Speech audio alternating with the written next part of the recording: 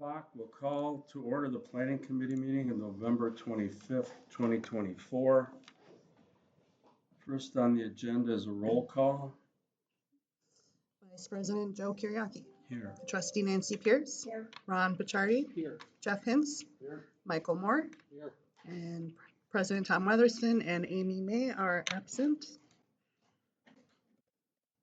Okay, can I get consideration from the committee members on the minutes from the last meeting? I'll make a motion to approve the minutes of previous meeting. Is there a second? Second.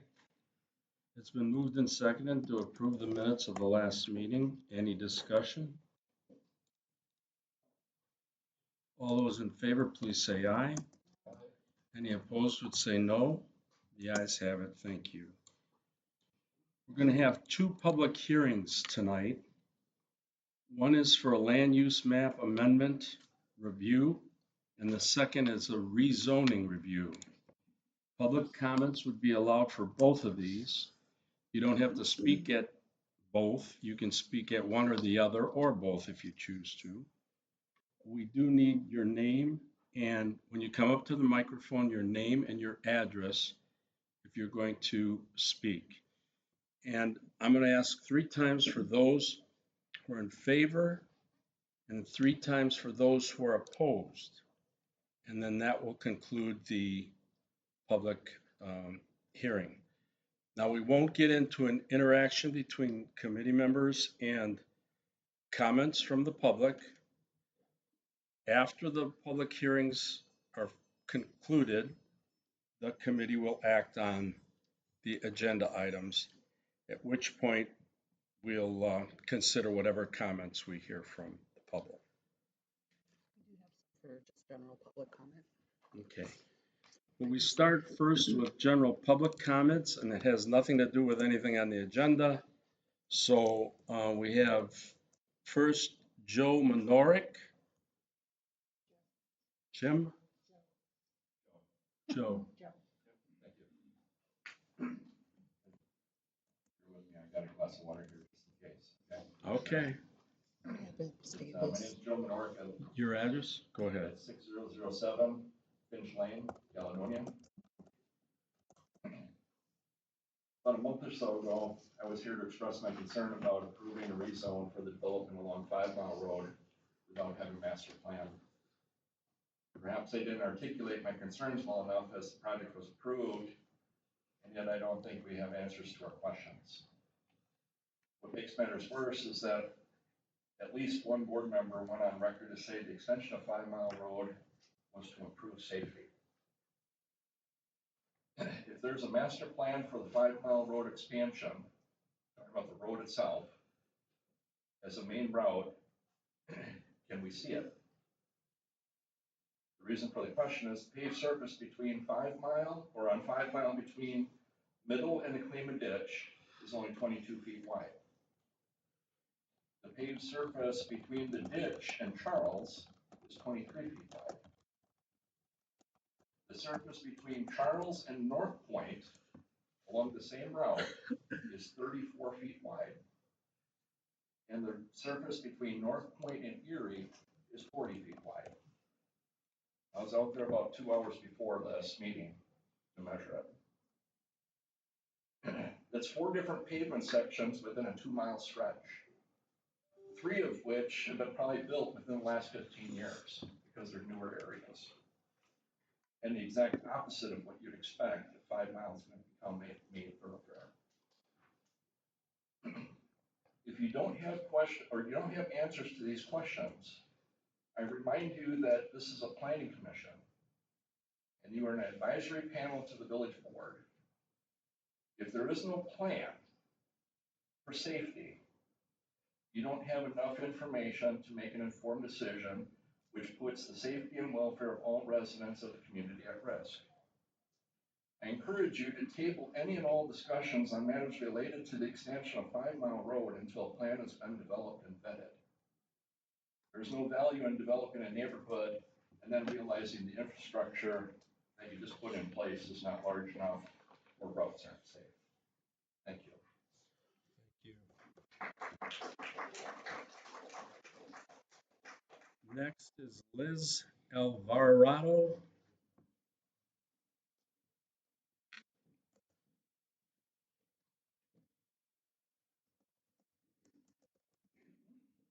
Colorado, 2737 5 Mile Road. Regarding the Thomas Farm residential development, I'm against this, but that's not my whole speech. Will we, as residents, have the opportunity to understand what a medium-density development really means for our properties and our neighborhood? Although the land use amendment comments that this development is compatible with our current neighborhood, what can we expect in terms of changes, in terms of drainage or road width expansion, similar to what Mr. Miller was just mentioning? Aside from the potential environmental concerns, let's talk about what at least was explained to us in the last meeting, that the end game with this whole development, that we want to bring more commerce into our village. Personally, I don't see young couples who were targeting building these new homes, rather pricey homes, with those types of budgets, wanting to move into a village with few amenities, also coming into a school district that's ranked somewhere near 432 of 445 districts in the state of Wisconsin. That said, I think the focus should be commerce equals rooftops rather than rooftops equals commerce. So let's talk about incentives that we can offer inquiring businesses or host symposiums where successful businesses like Villigers, Avenue Diner, Mocha Lisa can share how planting roots in our community have made them successful. As mentioned in prior meetings, we have a lot of travelers who pass through our community by way of Highway 32. Providing food, entertainment, and service opportunities will likely bring dollars into our village much faster than building new homes. In conclusion, let's keep our neighborhood small, quiet, and green, but let's start a conversation about zoning and incentivizing prospective businesses. Thank you.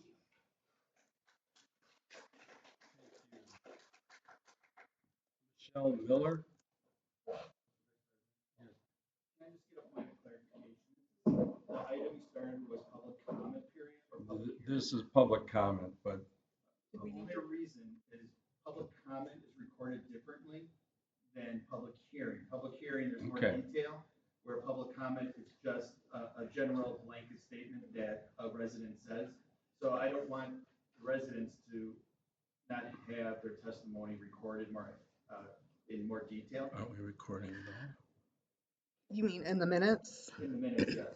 Yeah. So I guess I just want to, for the first two, Okay, I think we can lump that into the public hearing component. I just want to make sure we're very clear what is public hearing testimony on the land use amendment, the rezone, different than just public or general public comment agenda. Right. is And that, I just also want to state for the two different sign-in sheets that the public comment period is for items unrelated to the hearings. So if you wanted to speak during the public hearing item, which is on those two agenda items that are for the public hearing, we'll put you under the public hearing. But if it's an item unrelated to that, you should sign up for public comment. So if anyone else wanted to switch theirs to speak during the public hearing, I can do that. does everybody understand that? And I'm sorry for the confusion, and I apologize. I should have told you that. Go ahead. I should have told you that when we started with general public comments, it had to do with everything or anything except for what's on the agenda. So Michelle Miller, are you going to talk about the agenda items or are you going to talk about something else? Okay, why don't you hold off until and then Dustin, same thing, you'll wait too. Yeah. We will, we're just. gonna During put you in public the right hearing. spot. I apologize for that. So is there anybody who wants to talk about something other than what's the two public hearing items that are on the agenda for tonight? Any comments on anything in general? If not, then we're going to open the public hearing, possible action on items for the land use map amendment review. So is there anyone in favor? Okay, I thought Pete wanted to Pete, talk did you first. want to go through this? Would you like me to give a brief summary? Yeah, of go what's ahead. Thank you, Vice President. In this particular case, this is the next step of the entitlement process for a subdivision plat that the property owner is wishing to pursue. As was mentioned a month ago, the Plan Commission considered a proposal for the Thomas Creek Farm, a 62 lot subdivision. And they gave waivers to green space requirements as well as a density of not to exceed 3.46 dwellings per acre. And so that did go through the Plan Commission and the village board. And the next step is to go through a land use amendment and a rezone. So I'll briefly talk about the two. The first step is the land use amendment, which in order to meet the density of 3.46 dwellings per acre, that exceeds the existing land use amendment or the land use category of low density residential. So the applicant is asking to go from low density to medium density that allows for more dwelling units per acre. And my notes here. And so the medium density allows a range of 2.3 to 7.0 dwelling units per acre, where the low density limits it to 0.67 to 2.3 dwelling units per acre. If this land use amendment is approved, the applicant has agreed to not exceed 3.46 dwelling units per acre. And so that is what, even if this is allowed and it goes up to 7, the applicant has agreed not to exceed 3.46. And if the land use amendment is recommended for approval, the next step would be to consider the rezone. The rezone currently is R3 single family residential. The applicant is looking to change that to R5 single family residential. They're both single family residential zoning districts. The difference is often between the two is the minimum lot size as well as the minimum lot width. So you can have smaller lots on the R5 than the R3. The applicant is looking to have approximately 12,000 square foot lots on average and exceed the minimum lot linear frontage by amount, which the applicant is here who could probably attest to exactly what the dimensions are for it. So those are the two things the applicant is asking for. So right now, this public hearing is to consider the land use amendment. And at this time, I turn it over to you, Mr. Vice President, to conduct this public hearing. Thank you, Peter. Again, this is the public hearing now open for the land use map amendment review. Is there anyone in the audience who wants to speak in favor of the change? Anyone in the audience who would like to speak in favor of the change? Anyone in the audience who would like to speak in favor of the change? Is there anyone in the audience who would like to speak in opposition to the change? Yeah, we'll start with Michelle.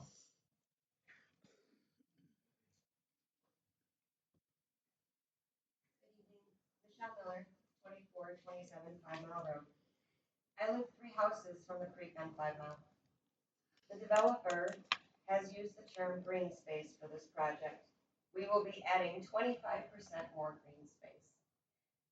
Green space is a buzzword in the landscape industry for turf. And sure, they will be adding a line of autumn blaze maples that will die in 15 years. But this will not combat the amount of pollution you will be adding to our neighborhood. The construction industry is responsible for 40% of all pollution. Building one home emits between 10 and 100 tons of carbon in the atmosphere. I hope you will keep a line of the original landscape. Can you pull the microphone closer? Sorry. I hope that you will keep a line of the original landscape along the creek intact. We also need a strip of historical landscape to aid in reducing the pollution. On top of that, we also need protective measures to ensure the runoff will not flood the creek. Secondly, the proposed road will increase the traffic flow on 5 Mile Road. 5 Mile Road is not as wide as 4.5. At what point will this village determine that they will need to take eminent domain and take our land to widen the road? A road that the current residents oppose. I struggle to find the benefits of this project. During the last meeting, one of the board members mentioned that they care about our community and the people in our community. Our community has seen the results of reckless driving and drunk driving. But I am a resident who was actually struck by an impaired driver, and I have the titanium to prove it. So I hope you can understand why creating a busy road would negatively affect me. I'm asking the board to work with the current residents and take a drive to my neighborhood and see what you are about to do to this community. We can't stop this project, but I hope we can come up with solutions to combat the negative impacts this project has on us. Thank you. Next is Dustin Schrank.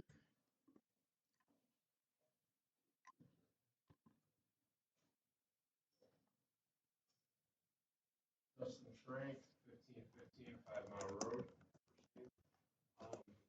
This project's just gonna eliminate green space, it's not gonna add green space. Your It's going to microphone. increase- Closer to the mic. This can move it. project is going to increase traffic, which is going to decrease safety. So, as a resident, I'm totally opposed to it. I just figured I'd better come in and make my say. Thank you. Joel Lechner.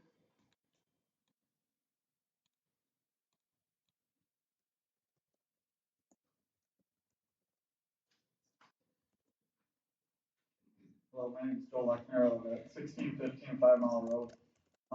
In regards to the rezoning to smaller lot sizes, just doing a lot of research recently to kind of find out the benefits and some of the negative things that would go with it.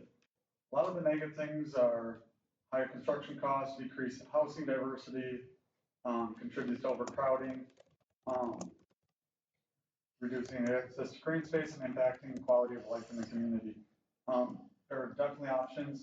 Do we have to rezone the whole land? Can you guys pick a section to maybe have smaller houses so that we can have bigger homes and smaller homes to attract a diverse amount of people into the area and not just cram as many things in there as we can?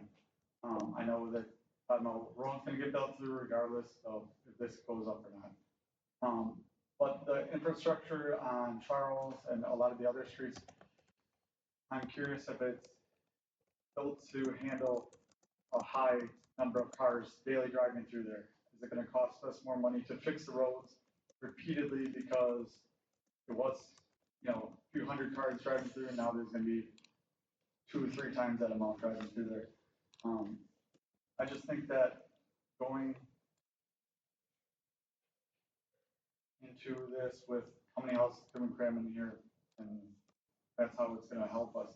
Building businesses, I know that was mentioned, that can definitely help us. I mean, the only thing bias is, can save right here, and we're adding 200 families, how is that gonna affect everyone that's coming for groceries? And I just don't wanna see it get worse, opposed to getting better. I know that's the goal, is to get better. So just consider us living here, make sure that what we're gonna do next is actually benefiting the community and not just putting some money and getting a free road out of it. Thank you, guys. Thank you. Duncan Cortez, sorry. My name is Dr. Cortez, 1907 5 Mile Road. Thank you for your consideration. I think this is my 4th time speaking. I'm so opposed to the project. I just think for my family, we've been here for 19 years now, it'll fundamentally change the energy of the community. What I'm basically hoping is that you'll stick to the understanding that we had, the zoning that was in place when we decided to buy. I honor that understanding that we had, and that's why we chose to come to Caledonia. Last time, there were the options to go to Elmwood Park, in Racine, other places in Caledonia, but we chose our location specifically because of the nature of the neighborhood. So I hope you consider it. Thank you very much. Thank you. Is there anyone else in opposition to the changes proposed? You didn't sign in? Okay. You sign in and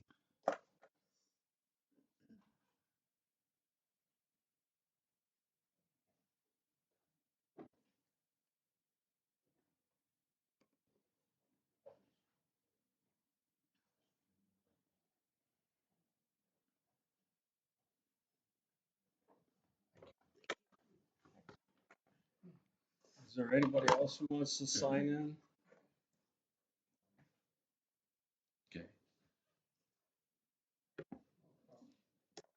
So, Dan, you can go ahead and get started. Thank you very much. I've been to several meetings as have everybody else here recently, and my opposition to this project is simply how many homes and how we're changing the zoning code so drastically. I understand development can happen, I can accept that. But when you look at the homes directly south of that area, we are all zoned R3. Okay, builders, of course, I know everybody's in it for, I understand that. The gentleman Peter said that they're gonna do like 3.3, which is between, closer to a R5 than the R4, which is already taking it out. So we're going from a 3, not to a 4, but to almost a 5. That's quite drastic. It's a lot of homes in a small area.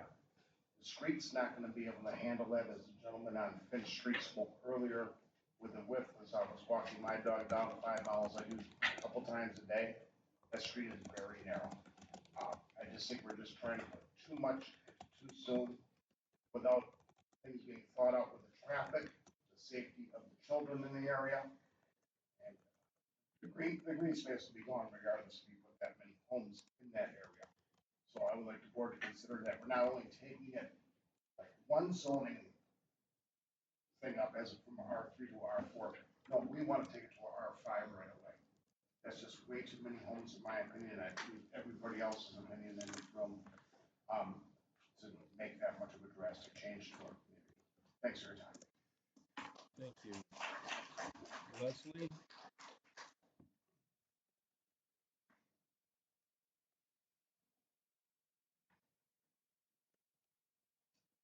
Leslie Shepherdson, 1601 5 Mill Road.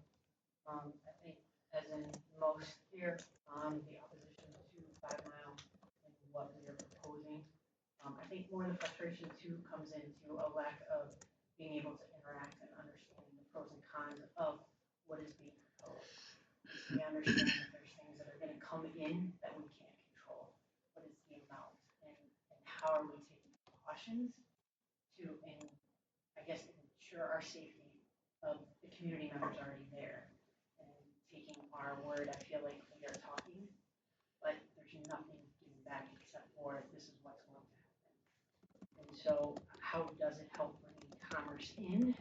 And can we bring commerce in before we are considered rooftop? I've never thought of myself as a rooftop, but I guess as I look out, this is now what we are considered. And that's kind of a sad scenario that we can't talk as humans, and that I am a person and not a rooftop trying to bring money in. I understand that, right? That's how a village runs. But also we have to kind of consider us as people and individuals and how we live in this community and how we make it better while bringing in new people and new homes. But bringing them in such a small area and as much as they want, I think there can be a different outlook and a different layout to make those areas a little bit bigger and a little bit wider so that we aren't cramming in as many people as they want. Not looking at, I guess, a bigger dollar, tax dollars are gonna come in per home. But how can we make them a little bit bigger so that we aren't crammed in? And maybe help on the safety side, the roads widening, how wide do they need to be? And obviously the end all, how long is this going to take? How long we have to listen to the construction? So some of those concerns as well. Thank you. Is there anybody else in opposition to?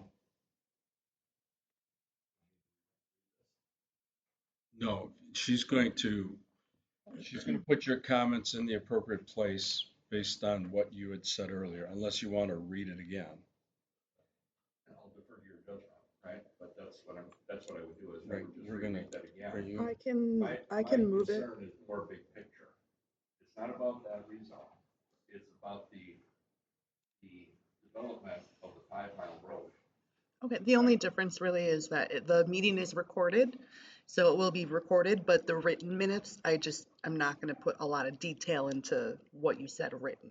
But it is posted online for people to listen to. As long as we're, why don't you, let's put it in the record and right?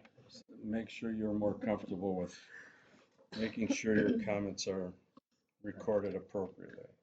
My name is Joe Norick. I live at 6007 Pinch Lane, Caledonia. About a month ago, I was here to express my concern about having a rezone of the development along the 5 Mile Road without having a master plan. Perhaps I didn't articulate my concerns well enough as the project was approved, and yet I don't think you have answers to our questions. What makes matters worse is that at least one board member went on record to say the extension of 5 Mile Road would improve safety. If there's a master plan for the 5 Mile Road as a main route, I'd like to see it. It's made available for public's viewing. The paved surface of 5 Mile between Middle and Klima Ditch is only 22 feet wide. I'd encourage anybody to drive up and down that, especially if there's a car parked on a shoulder. You will have to come to a complete stop and let one car pass. That doesn't take into consideration of pedestrians along that way. A little bit further down on 5 Mile between the Klima Ditch and Charles is 23 feet wide. Shoulder's only on one side. Still not wide enough for 2 vehicles to pass. On the other side of Charles to North Point is 34 feet. That's a brand new subdivision. It has curbs, full over curbs on both sides. And then between North Point and Erie is 40 feet wide. That's brand new. That's 4 different pavement sections within a 2-mile stretch. 3 of which roads that have been built within the last 15 years, and the exact opposite of what you'd expect from the width. As more traffic is coming into it, it's going to get wider as it goes down the other way to the west. If you don't have answers to these questions, I remind you that this is a planning commission and you're an advisory panel to the village board. If there is no plan, how can you make an educated or informed decision which puts the safety and welfare of all residents and community at risk? I encourage you to table any and all discussions on matters related to the extension of 5 Mile until a master plan has been developed and vetted. There's no value in developing the neighborhoods and then realizing that the infrastructure isn't large enough or routes are safe. Thank you. Thank you. It's, Liz? Liz, did you want to,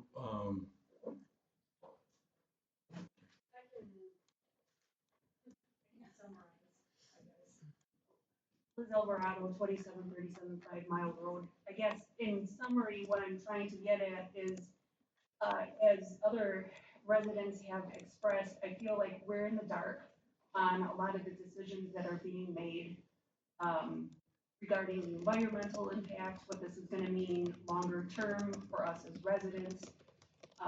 And really, at least in my mind, I think that there's a better way for us as a village to approach what we're going for here, which is trying to get dollars, trying to get commerce into our village.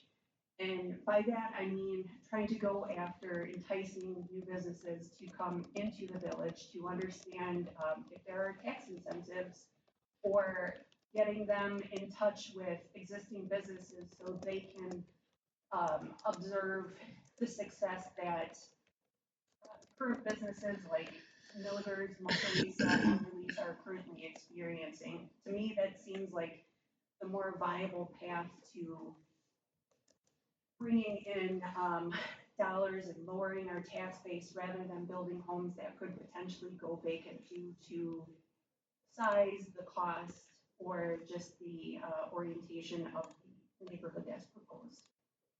Thank you for your consideration. thank you.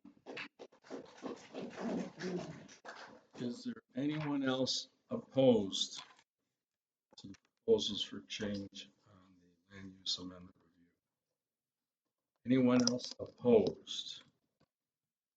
Final call, anyone? Go ahead. Sure. find it interesting that there's no one here in favor of it. Everyone's here basically opposed to it. I don't hear any voices saying yes. Well, I think we've got at least a few people here who would be in favor of it, but have chosen not to participate in the conversation. I just think that's interesting. Thank you. Okay, is there anyone else who would like to speak in opposition? Anyone else who would like to speak in opposition? Last call, anyone else who would like to speak in opposition? In that case, the public hearing on the land use amendment review is now closed. Thank you. Okay. Okay, and you're going to explain it. Okay. I'm going to open the public hearing now on the rezone review, item B on the agenda, the rezone review. Is there, okay, Peter?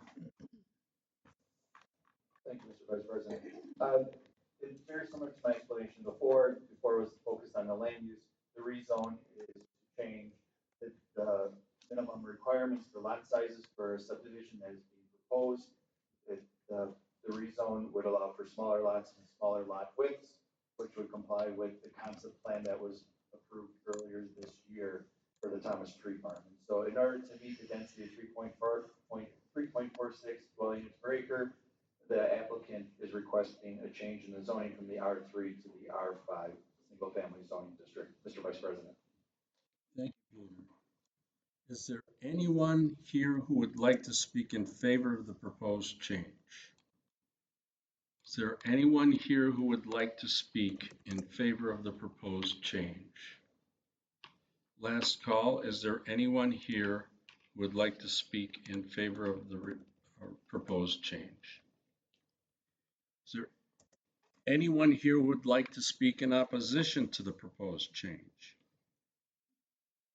Okay.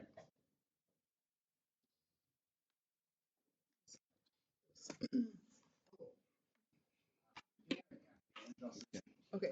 We'll need you to sign in again. No, I don't need you to sign in. All right, sorry. Go ahead, Dan. All right, thank you. Dan Justin, 1818, what I pointed out earlier is that we heard a lot when this plan first came up that everything is similar to the area, everything is kind of the way that we're gonna keep the homes conforming to the neighborhood. Well, that's not even close to the case because I live directly behind Thomas Tree Farm and I'm in an R3, right behind 5 Mile Road. So I see 5 Mile Road, I walk 5 Mile Road, and we're in R3. I feel taking it to a R5 is just too dense in that area. You know, wipe out the green space, create a lot of traffic on 5 Mile that road can't handle as it stands now. I know that road's gonna have to be changed because as, again, the gentleman on Finch spoke that the width of that street is not gonna be able to handle that traffic. I think just to rezone that, I understand there's profit to be made and that's part of the game. That's why everybody's in business. But I think it's just too much, too fast. The area can't handle it. It's not gonna do anything for values but decrease it because of all the condensed. It's not gonna work there. It's just out of place. I respect that what they're trying to do, but it's just not the right spot for that. I would say if they would go to something similar to what is actually reflective on the area. I know that there's some, but it's gonna be way too many homes. And to change that from an R3, not even considering an R4, which is a one step up, we're going from R3 to R5. It's just a drastic change to what the neighborhood is and what it should require. Thank you for your time. Thank you. Is there anyone else in opposition to the proposed change? Item B on the agenda, 5B, is there anyone else in opposition to the proposed change? Last call, is there anyone else in opposition to the proposed change? Yeah, Joe Menorick, 6007 Finch Lane, Caledonia. So I sat on this panel upwards of maybe 3 or 4 years ago, for probably 5 or 6 years. And in that term, we developed the master plan, the land use plan that you're looking at right now. And it was vetted, it was brought through the board, and you voted on it. I don't think any of you were there at the time. We put rules in place for a reason, and now you're just looking to change that based on a developer's opinion as to what should be put within our community without looking at the big picture. Right? So I guess take a look at the big plan first before you do individual things like this, please. Everybody's safety is at risk. thank you, Dan. Is there anybody else in opposition? Okay. It's Duncan.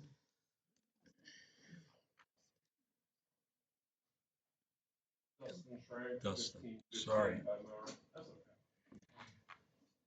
If we moved it from an R3 to an R4, I would honestly see us being safety conscious. But going from an R3 to an R5, it doesn't seem like we're being safety conscious. It seems like we're just motivated by money. Like us to consider that. Thank you. Is there anyone else in opposition? Is there anyone else in opposition to item 5B on the agenda, the rezone review? Last call, is there anyone else in opposition to item 5B on the agenda, rezone review? Hearing none, I close the public hearing. Okay. Thank you all. And I apologize for the confusion again. So now it's to the agenda. And 5A, the committee, what is your pleasure? We have questions? Of course we have. All right. Anybody Nancy, wanna go before me, though? go ahead, Nancy. Hold Oh, on. which one is she? Two. Two. Yeah, go ahead. Yeah. Oh, and one. Okay. Go ahead. Not on. Hold on. Oh, wait. Oh, you pushed the wrong button. It's this button. Oh, sorry. All right, we're good. Thank you. This is for the village engineer, in relation to, Charles Street, is that a thoroughfare plan is like an infill or a collector, what street classification is that? Yeah. Our village map doesn't recognize it as an arterial or a collector that way, it just recognizes it as a principal thoroughfare. And then what is, 5 Mile classified as, and then what are the requirements for, paving and right of way width on that? 5 Miles also designated as a principal thoroughfare. If it was built with a rural cross section and it was built as a rural local, our current ordinance has a 22-foot wide minimum standard for the pavement width with 5-foot shoulders. A rural collector has a rural local road has a 66-foot right-of-way requirement. Currently, 5 Mile west of the Klima Ditch has a 70-foot right-of-way requirement, which is what our typical collector street right-of-way width is. Thank you. Nancy?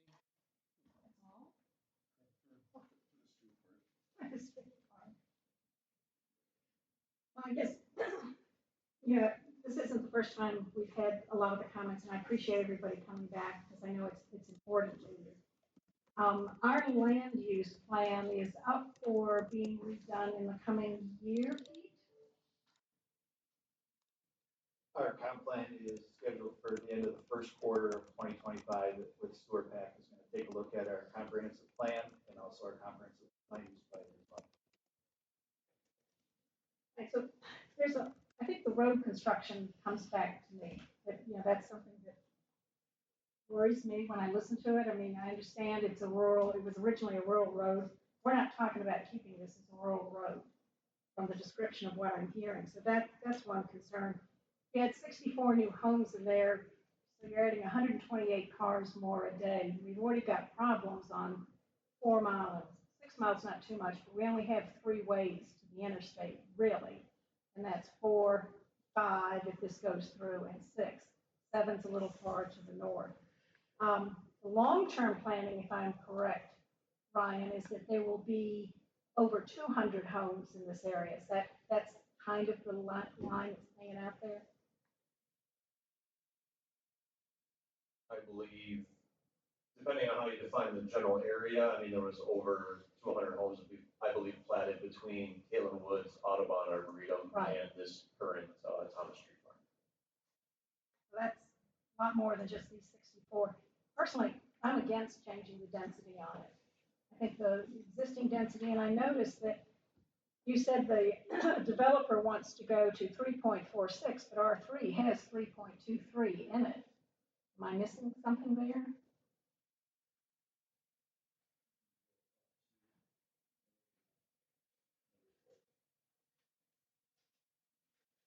R3 can go up to 2.3. 2.3. I thought I read in the document here it was 3.23. Okay. Right. When we start adding this many rooftops too, another thing we've got to start taking into consideration is rooftops put off a lot of heat. So we're going to start changing some things when we look at that area. We know from the concept plan that this is not going to have really any green space as presented. It doesn't meet the 40% open space. We're going way off of our existing land use plan.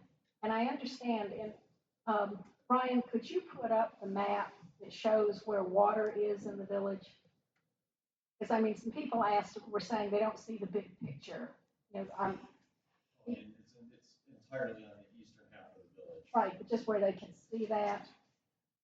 We usually don't share our water system map. Oh. Just generally speaking like that. I mean, Right, so if you scrunch that down and make it smaller, no, smaller, make that smaller. So we can see the village, so we can see the village. Bigger? Yeah, I want to see the whole village. There you go. All right, so if people were looking at this map, and you're asking about long range, if you go right along the lake there, that's heavily developed and has water where you can have easier development. You come along the bottom part there, you got some pretty good development stuff coming on. And then, of course, up the interstate. So our center of the village doesn't have a lot of developable property. It's good agricultural property, but it's not property that's easily developable. So that's one of the reasons these infills come up, is it fits the structure. I just wanted people to be able to see that. I heard the comment about the time for total construction. I understand that can be a question because we're talking several years, which also makes sense. We've talked about in the past what this does to the cost of housing coming in, whether we can afford it or not, or people can afford it, and where are those jobs going to be? So I think we should stick with our land use plan that we have and keep the area as it is and go from there. Thank you, Nancy. Is there anybody else on the committee?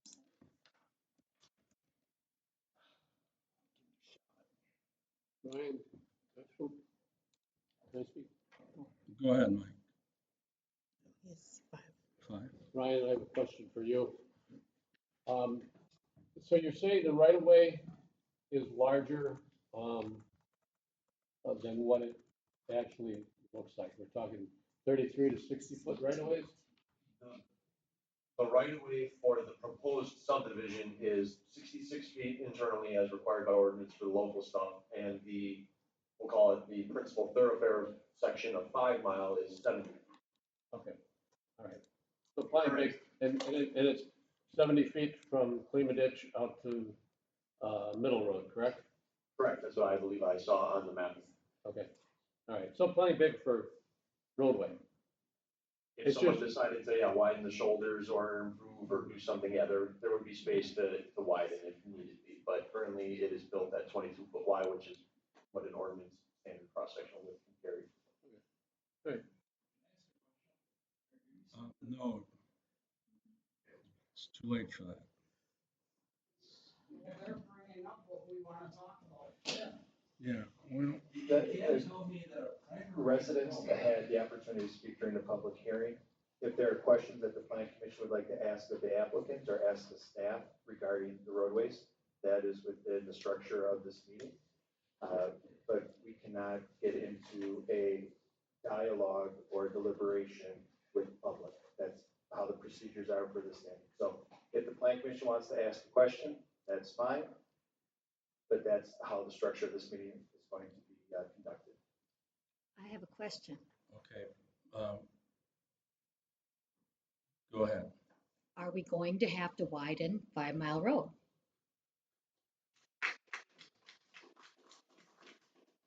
I don't have an answer for that at this moment. This is currently. Okay, all right. It's currently a subdivision in the concept stages with in what is before you, a rezone request and a land use plan amendment request. There are subdivisions like directly adjacent to the residents that live here, Country View Estates that had 130 homes built with a road of the exact same size and dimensions. So there's ways to look at it, but this is a rezone request. I don't have any information at this time on if widening a road is necessary, but the road is currently built to what at the time was the standard for local rural cross section. Then I have a second question. If it has to be widened, just hypothetically, if it has to be widened, does it make sense to widen more towards the subdivision that wants to put the people in versus the people that have the land abutting 5 Mile? Do you get what I'm saying? If the road was to be widened, it would be widened on a symmetric basis off of the center line of the pavement. If the road is currently 22-foot wide and it was centered on the right of way that it was built upon, it would be equal. So it would go towards people on 5 Mile Yeah, and, to take our driveways, that's what I'm. All right, please. Thank you. okay, that was, It is 70 feet of right of way, just to clarify. So that includes the ditch, that includes everything that is part of it. okay, thank you. Go ahead.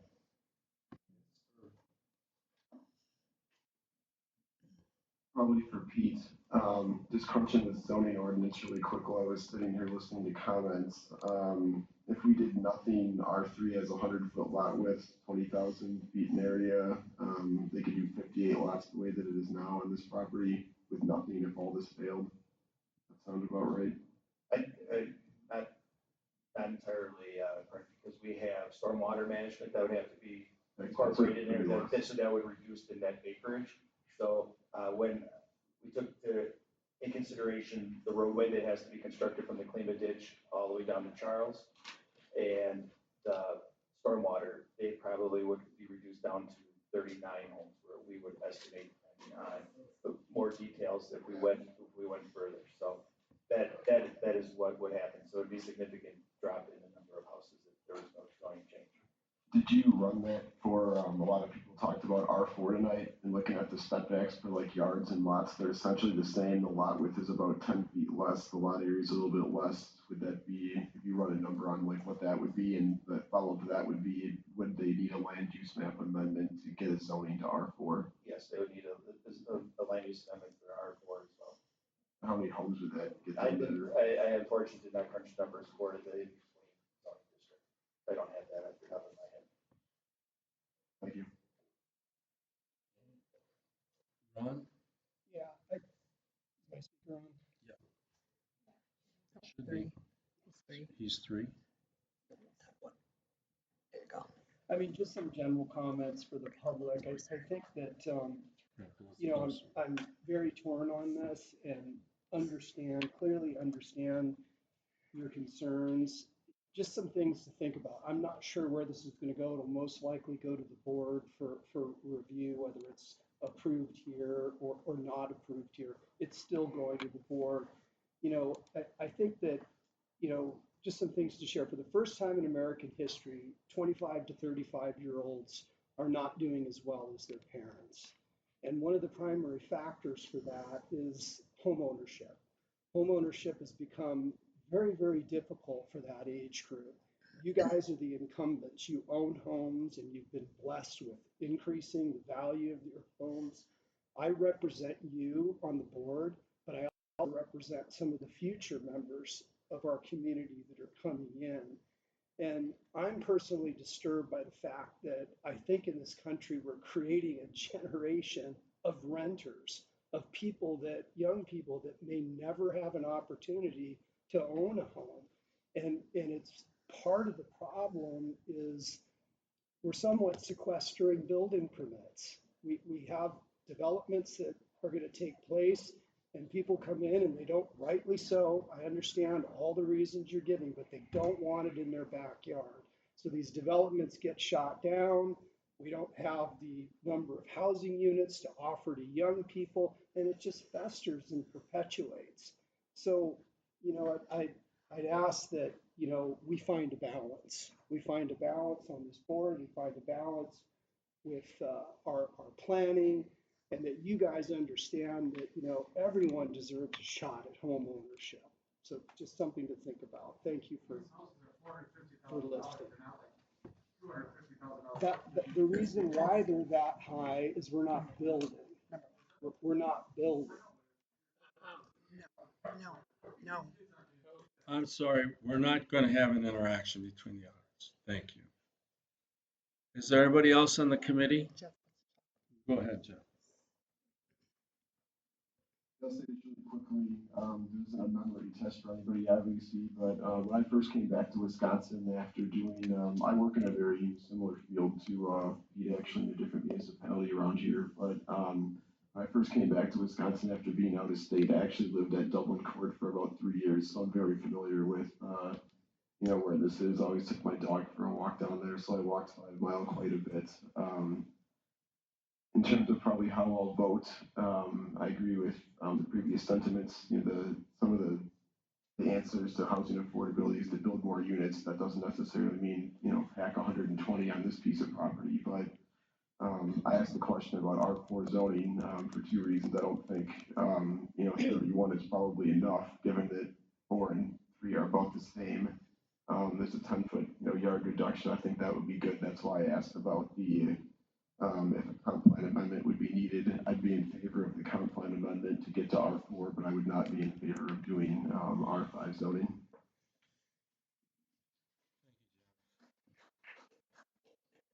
Anybody else? Mr. Chairman, if I may, Peter's got his hand up, so we'll let Peter. All right. I just wanted to answer the question about what the average lot size and the average lot width. I don't know if the applicant has information on that. If you could present that to the group so you can get an understanding of why they're asking for the updated or the change in zoning. Sure. SR Mills, Federal Estate Group, 4011 80th Street, Kenosha. And we have actually an exhibit. I don't know if you guys can pull that up. We presented it at the last meeting. What we did is we looked at the actual lot sizes. So if we don't think of zoning code and land use plan, but let's look at the actual average lot sizes, and we did a comparison on what we were proposing with the subdivision to the west, to the south, and to the east. So on average, we're about right in the middle. So there's some of the lots that neighbor the proposal are smaller, and some of them are a little bit larger. But by and by, they're all about the same size. You'll be able to pull up that exhibit. So when we looked at it, you know, in conjunction with staff and some guidance there, I said, all right, well, if we get it to mirror what's to the west, to the south, and to the east, so it isn't any smaller and it isn't any bigger, it should flow, we thought, the neighborhood nicely. And I think it's a few more down. I think it's page 4 or 5 of that PDF.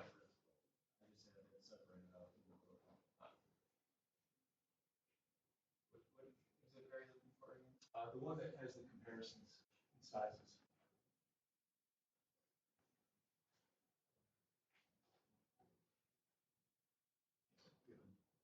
jump drive of it just in case.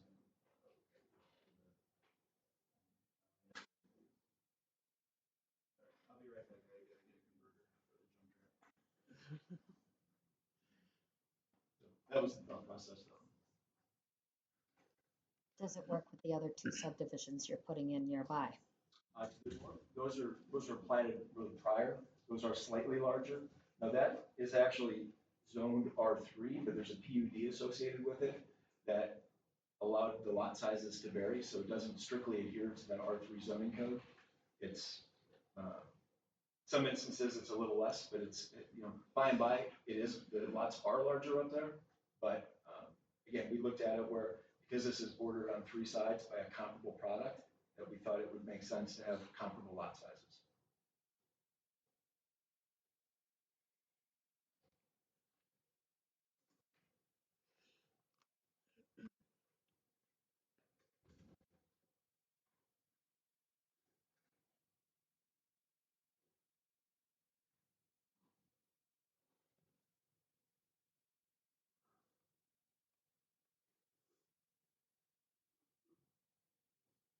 Number 5, yeah.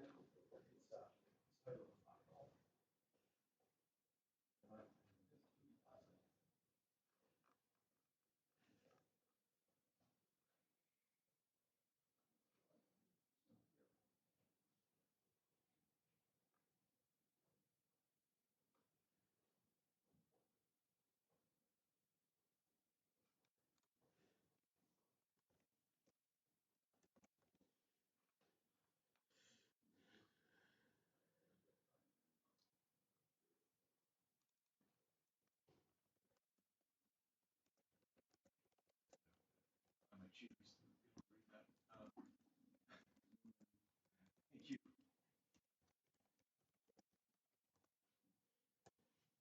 So I'll just step over here so I can show it a little easier. What we did is we took some of these adjacent areas, 1, 2, 3, 4, 5, 6, 7, 8, 9, and so on and so forth, compared it against our average lot size. Can we get him the microphone? I'll point it out.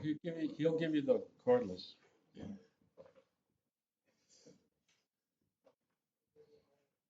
What we did is, we tried to do this pretty discerningly, and so it really just breaks it down to the numbers. But we looked at areas 1, 2, 3, 4, 5, 6, 7, 8, 9, which are highlighted in red. And then we averaged the lot sizes of those individual areas. You can see they range from 12,100 square feet, 12.1, 13.2, 12.8, 10.2, 15.4, 16.1, 13.7, 13.5. Ours averaged 12.3. And the bigger lots that actually front on 5 Mile, and then some of the smaller ones are back up in here in this area. But so a lot of the commentary, whether it's zoned, whatever the zoning is or isn't, these are the actual lot sizes that we're proposing. And we just wanted to put it in context to the neighboring subdivision. So it's not like it's going to be drastically any different than what's right across the street. So that was our goal. This is the vision from the beginning, and in conjunction with staff, said, all right, well, it looks like it makes the most sense just to do, not doing a R3 with a PUD, rather do it as R5 because that's really applicable to what's around it. So that was the thought process.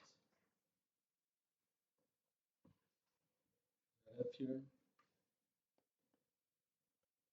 Okay, Mike? No, we're done with public comment.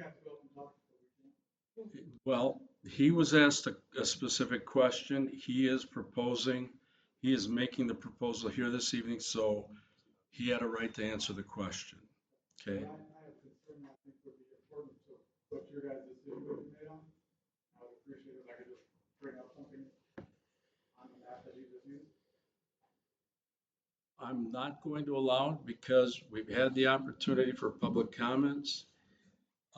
If we, the board, any of the members of the committee can ask any questions that might address your concern, but we're done with public comments. I'm sorry. Mike?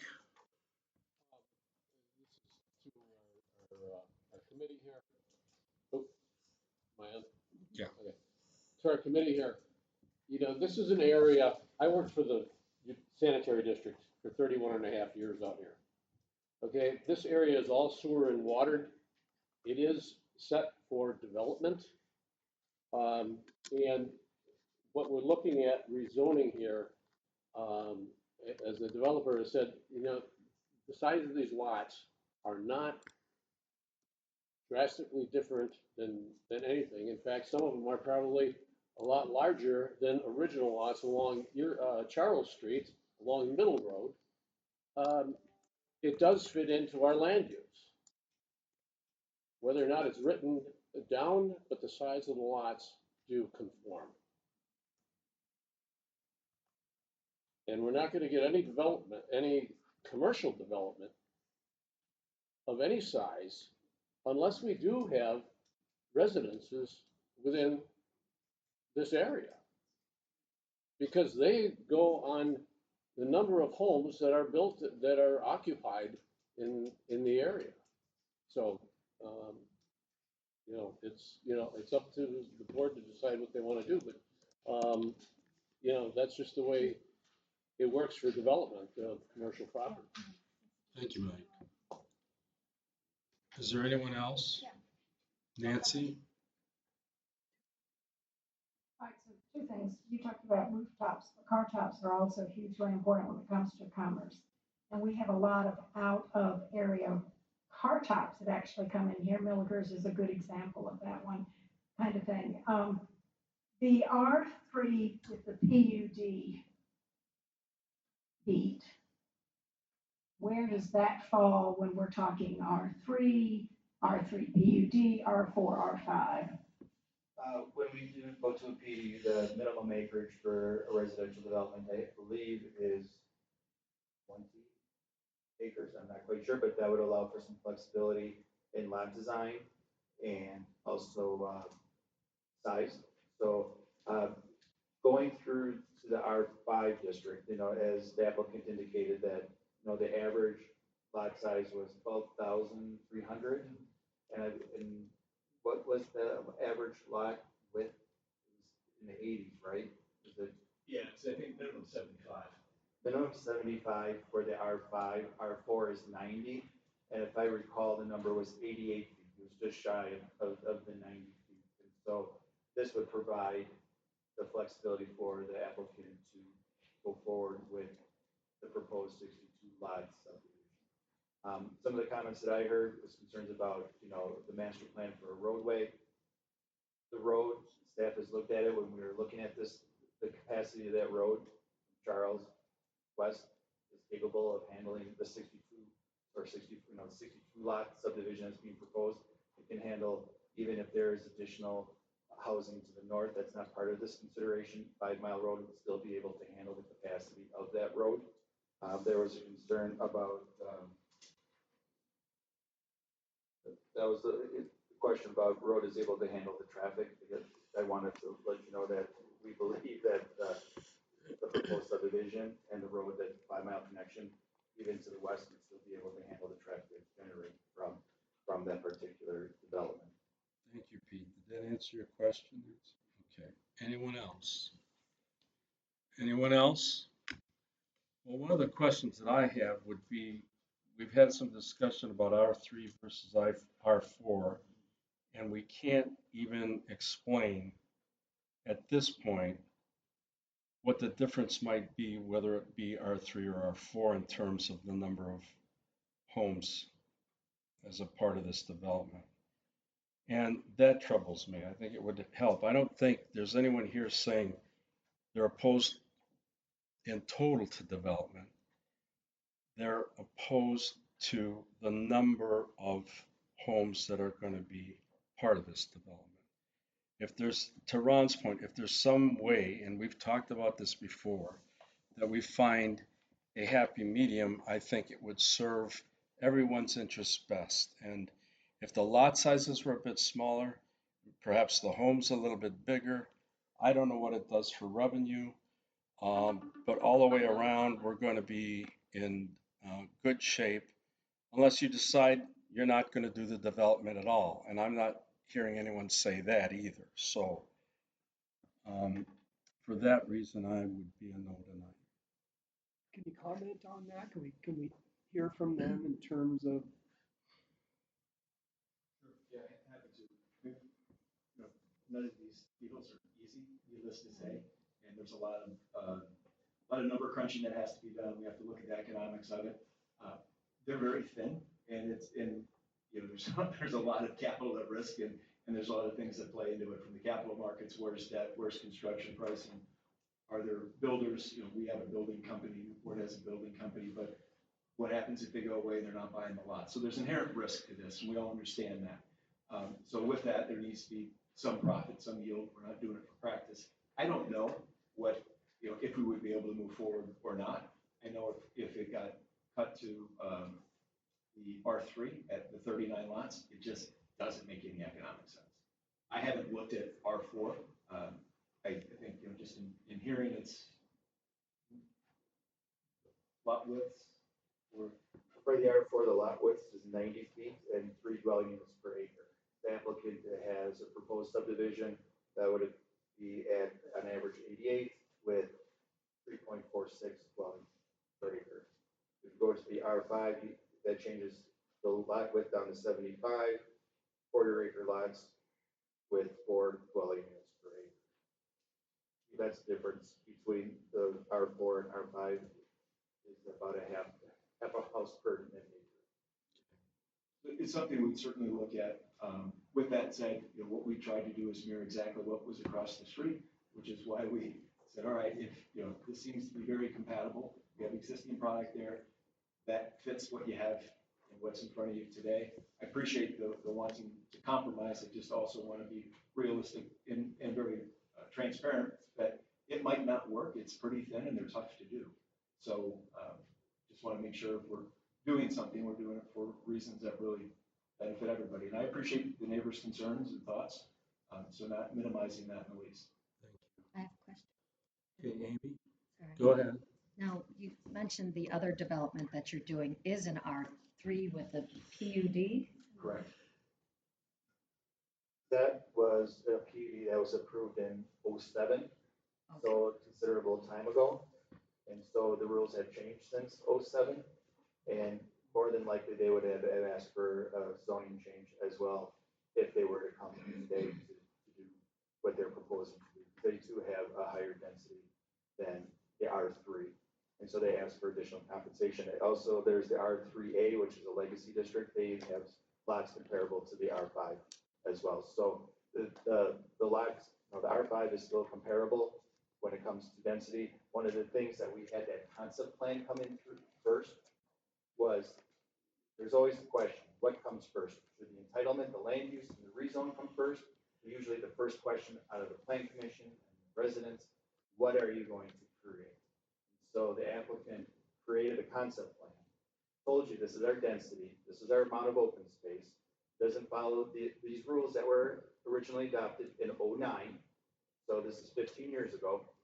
A land use plan is a document that continues to change as time goes on. That's why we're updating our comp plan in 2025, because what was considered the appropriate land use or the density in '09 may have changed. Our CEDC just recently had a report about the housing shortage in Racine County and how the lack of housing is a problem for job retention, to have workers come to be able to work at various places. So there's a big picture is there is a need for housing. There is a need to be efficient in the use of land, not making land anymore. If anything, we're probably losing our village to Lake Michigan due to erosion control, lack of erosion control. So, like I said in my report, talking about, you know, different densities, that's an okay thing. You know, you don't need to be exactly the same everywhere within the village. To have different densities, different housing stock is an important consideration to have. And so this is a subdivision that is different than the time that our Audubon Arboretum was proposed or Gateway Wood was proposed. Staff is supportive of this change. We feel that this meets our smart growth goals and policies. And so I guess I just want to say before you in a public forum is that staff feels that this is an appropriate density and the change in land use category from low density to medium density is appropriate infill development changes. If this was out west of 31, where there is no sewer or water, or you have to create laterals and, and water mains and sanitary mains, no, that would not be an appropriate time to make a change. But in this particular case, you also have a K through 8 school that is being constructed over there. So to have higher density next to a school is a good thing. The applicant is proposing to put a trail in. I know we're going back into the details of the subdivision plat, but Yeah, I think, it's very much intertwined. But the idea is those components are the reason why staff is supportive of changes to the land use map and to the rezone for R3 to R5. And to just backtrack one moment back to the Thomas Street Farm, the concept plan limits the applicant to 3.46 houses per acre. So that is why he's coming back for this, because that's the only way it's going to fit with the return to an R5. I think you got your question answered, I right? think I did. Okay, Nancy. I think one thing I just want to make sure we're also, this is in TID 6, which is a tax incremental district. And one of the things the builder is taking on as a part of this is that they would build 5 mile out. And only when the houses really sell and they make the profit on it, does that begin to equalize out. Oh, I just lost my poll. But anyway, so I mean, just to understand, we're not building the road, the builder's building the road, and it would take time for him to recover for the cost of that. And it would take with the actual building of the house. Okay, thank you, Nancy. Ron? I think we covered this, but I just want to make sure I'm clear. So at 3.46 houses per acre, that R4 doesn't accomplish that. Do we have any more maneuverability with R4 to balance the interests at all, or is that? Well, the minimum requirements is 90 feet with it. Now, the average is 88 feet per lot, right? So some of them are narrower depending on where they're located on that site plan. So because of that, there are lots that are closer to 75 than 90, but on average, it's closer to the 90.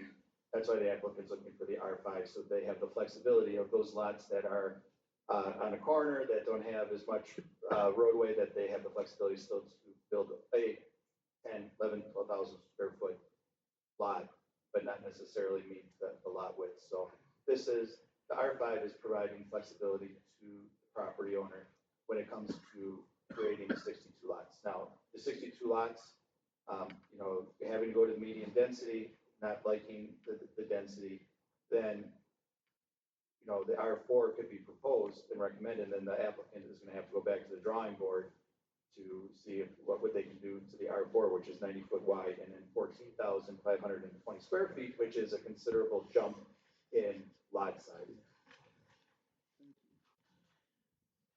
Okay, anybody else on the committee? Okay, what's your pleasure with item 5A on the agenda? Jeff? I'll make it easy for us, since the zoning is the part that we're probably gonna argue about the most. If this fails, it won't matter. So I'll make a motion to approve the land use amendment as recommended in the staff memo to change, this particular parcel number, 10402317081000 from, low density residential to medium density residential, later rezoning to be determined. Thank you, Jeff. Is there a second? As part of a land use amendment, the plan commission, on the rare occasion, adopts a resolution. So if you could just amend your motion to make a motion that the plan commission adopts resolution 2024-04, and then the rest of what you said would fit within that motion. I just want to make sure we have that resolution adopted. PC does it, the plan commission doesn't often make resolutions, but in this particular case, it is required. I'm agreeable to that, as Director Wagner stated. All right, thank you. Is there a second? Second. There's a second. Okay, anything else on the question? Anybody else on the motion? And Ron made a point earlier, I should let you know too, that even if the committee, whatever committee decision the committee makes tonight, this can still go to the board. And the board can still make a decision and not necessarily approve whatever the committee recommends tonight, so that you're clear about that. Okay? With that, all those in favor of the motion, please say aye. All those opposed, say no. No.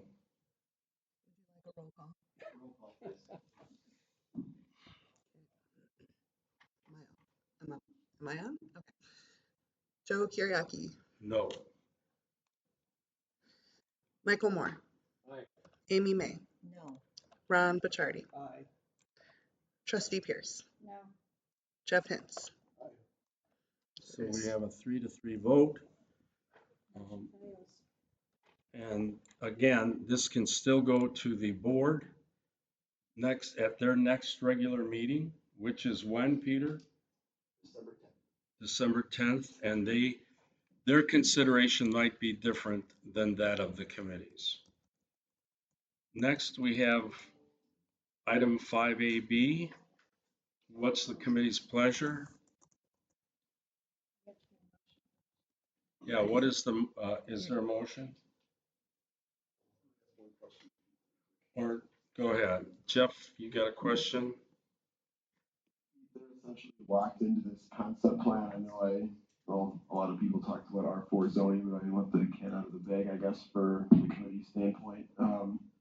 If it's gonna create a bunch of problems later through like a PUD, just to say we have a number and they don't jump to or whatever, if they're locked into the concept plan and they can't do anything different, is it better or worse from your perspective if it gets R5 zoning? It's not like they're gonna be able to turn this into 200 lots because they got R5. They'd be locked into what the concept plan already is. Correct. They committed to not to exceed the 3.46.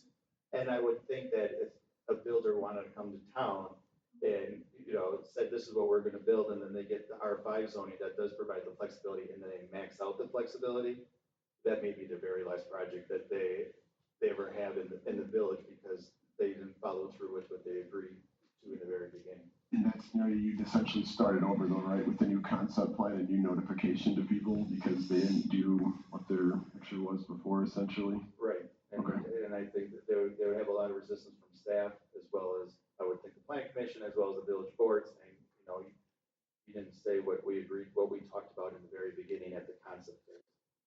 So that would, are they locked in? Yeah, we approved that concept plan that said you were not gonna exceed this density. All right, thank you. Thank you, Jeff. Do we have a motion?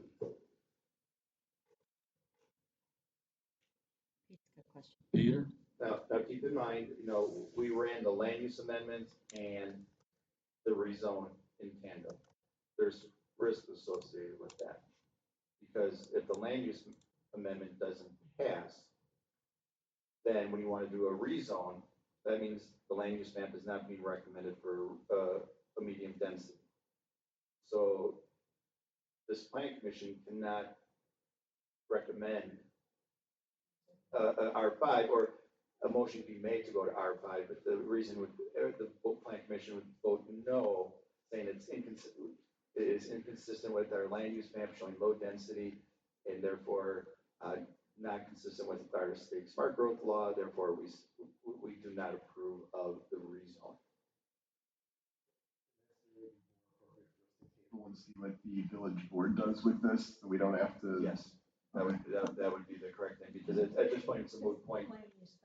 If the land use, our recommendation is essentially tied to the village board, so I'd make a motion based on that to table until the village board decides. Well, would it be appropriate to table it or to just take action to move it forward to the board based on the decision that was made? We can't really, because we failed the land use, Okay. the zoning has to go with the land use. So it goes to the board, so Okay. it's a table. Is there a second to the motion to table? Second. It's been moved and seconded. Anybody on the question? All those in favor, please say aye. Aye. Any opposed would say no. The ayes have it, thank you. Moving on to new business, item number 6A, certified survey map review.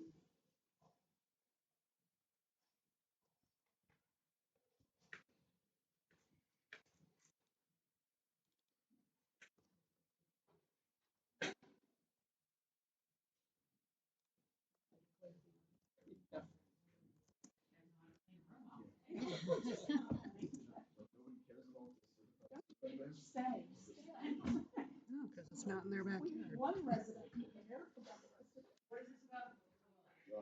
Some of two little things. Oh, no. So if you want to leave now, it's either.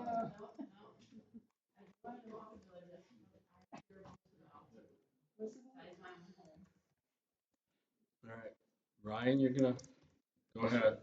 Thank you, Mr. Vice President. So the CSM before you is more or less a renewal because this property on 5628 County Highway H requested a land split a year ago. And maybe not everybody was on board at this time with the commission, but we approved a land split at that time, subject to a specific set of conditions. And that's all kind of listed and kind of called out as part of resolution 2023-047 from May of 2023. However, I apologize, there was a 1-year time requirement on that CSM that was recorded last year. And at this point, they've exceeded that CSM requirement. So they were able to submit a draft of their current situation and standard. They went with a new surveyor and really ultimately everything's still we had condition wise. They're splitting one lot off. It's got to meet the zoning requirements and everything that they've shown to date has met the majority of the conditions that we put on the first time. The 9 conditions I have are very minor at this point. You have to modify a stormwater drainage easement. You have to record that drainage easement with the village. And a lot of it's administrative, like updating names, and their first page is cut off at the bottom. Really minor stuff at this point. So I'm happy to go into a little bit more detail on that if we really wanted to, but otherwise staff does move to recommend approval of the CSM subject to the 9 conditions listed in my memo. Any questions? Do we have a motion? Jeff? I don't have the resolution number though, so I'll see that this way. Right. I'd be in favor of approving this DSM, subject to the requirements of resolution 2023-047. It's been moved and seconded. Anybody on the question? Sorry? That's not the motion that I saw from the packet, but The motion I have written is a little slightly different. Okay, you want to hand it to Jeff?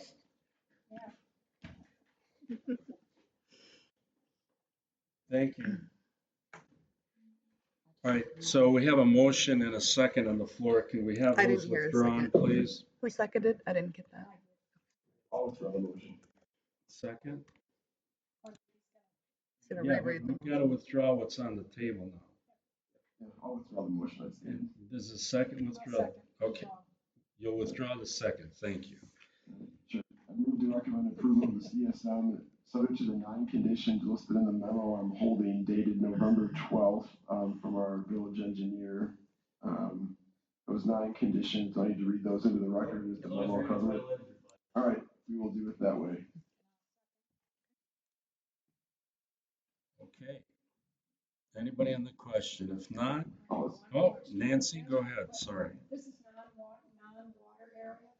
Got it, that's it. All right, anyone else? All those in favor, please say aye. Aye. All those opposed? The ayes have it, thank you. 6B, right-of-way vacation.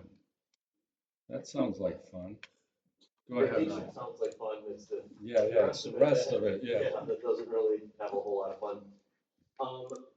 This is a request to vacate right away, so to essentially eliminate right away that is existing as part of the Royal Park subdivision. That's located just off of 4 Mile and Erie Street. He had the exhibit up on the screen, but more simply, there's a section of right of way that was stubbed as part of this subdivision that was created in 1964. And as part of that, this the two homes were developed adjacent to this right of way with the garages facing this right of way. However, over the last 60+ years, it has not been further developed to the south as it was intended. There is the Marquez Pond that bisects this area. There's not even the substantial right of way required further to the south of this area, as well as the lot owner adjacent to this actually bought the land that surrounds what would be a future extension of a road in this situation. Ultimately, North St. Clair Street is the road that's being considered for vacation. We took this to the committee of the whole, presented this information for recommending a public hearing so that we can properly follow state statutes and vacate this.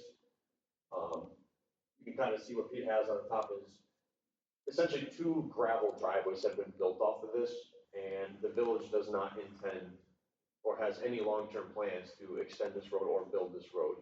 It serves only the 2 property owners that are there and would benefit them to just have this as their own property and be able to develop it as they see fit within the confines of the village codes and ordinances. So I wanted to, we are required to bring this to the committee of the whole, to the planning commission, and ultimately to the village board to start the process as state statute requires. And that's kind of the short gist of the situation. Staff has recommended that we vacate this. It was requested by the 2 owners, and we took a while to get to the point of actually getting them to agree to get this vacation moving because the land is a 66-foot right of way. It gets split and joining the adjacent parcels equally. So who maintains the gravel now?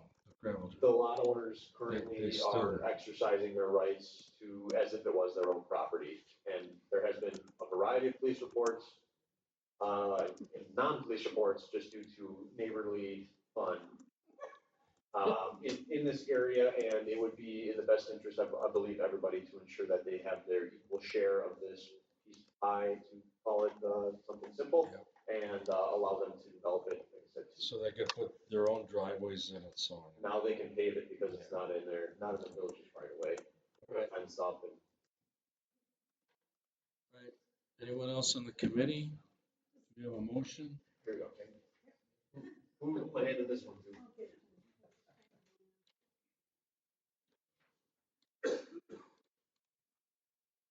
I make a motion to recommend to the village board that the right-of-way of North St. Clair Street be vacated and the village board schedule a public hearing.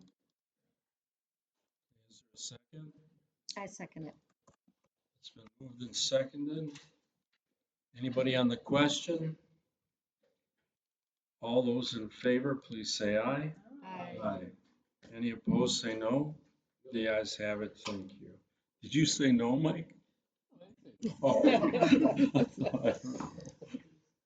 All right, thank you. A motion to adjourn would be in order? We don't need a motion. We don't need a You motion? could just, you adjourn. The meeting's adjourned.